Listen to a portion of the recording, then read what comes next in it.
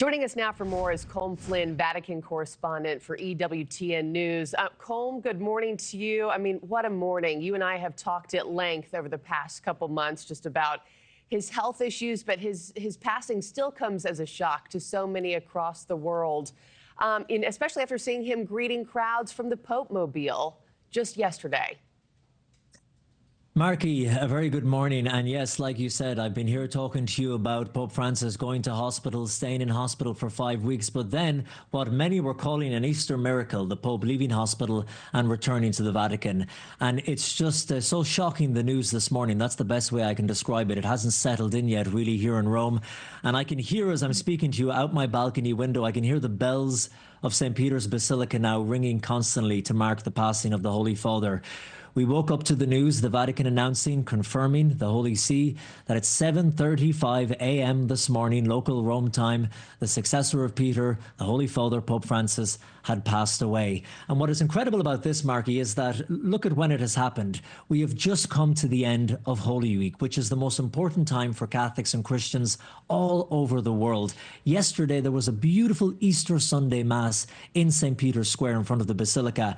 And while Pope Francis was not celebrating it because he was too ill to do so, we were waiting to see, me and the 35,000 people in the crowd, would the Pope make an appearance. At the end of Mass, they started chanting, "Viva el Papa, Viva el Papa." And then all of a sudden, the curtains opened up on the main balcony in front of the Basilica, and out came Pope Francis. His voice was weak, he looked quite vulnerable, but he managed to say 2 sentences. He said, "Good morning, brothers and sisters, and I wish you all a very happy Easter," before giving his pre-prepared 20-minute speech to the Master of Ceremonies, who then read it out while Pope Francis sat silently beside him, sometimes even with his eyes closed. And what's really poignant, Markie, is what he said in that speech, because this is the last speech he has given to the world. Yes, he called for peace, he called for a ceasefire in the Middle East, he called for a ceasefire in Ukraine, he prayed for Christians in Lebanon and Syria and different parts of Africa. But what he really emphasized was the Easter message. He kept saying that in his speech. He said, Easter is about the risen Jesus. It's about life. He said, don't look for Jesus in the tomb because the tomb is empty. He is alive, he's real, and he's among us. He said, this is a day when light has won over darkness, good has won over evil. So remarkably poignant in that that was the last speech that he gave to the world. Yeah, he touched on ongoing conflicts and wars. He worked until his dying day, Colm, and it was really remarkable to see him there in person. I know, to your point, 35,000 people were hoping to just catch a glimpse of him. I'm curious, though, with him among those crowds yesterday, what are you gathering from inside sources at the Vatican, your other sources? Did they believe that his passing was imminent if he was out and among everybody just yesterday morning? No.